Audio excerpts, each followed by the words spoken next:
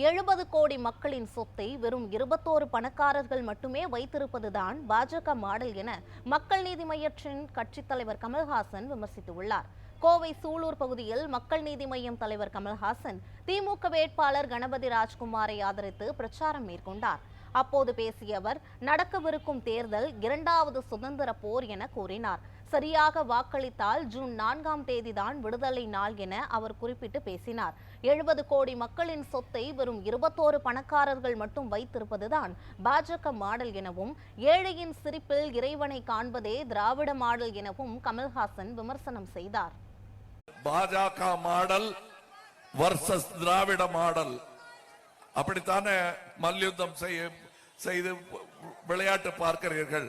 இது விளையாட்டு அல்ல, உங்கள் வாழ்க்கையுடன் விளையாடி விடுவார்கள். 21 பணக்காரர்கள் 70 கோடி மக்களின் சொத்தை குவித்திருக்கும் மாடல் பாஜக மாடல். அதுவா வேணும் உங்களுக்கு?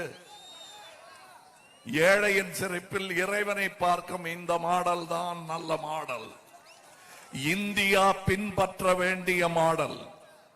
எல்லோருக்கும் ஒரு சாதனை பட்டியல் உண்டு. யார் பயன் பெற்றார்கள் என்பதுதான் முக்கியம்.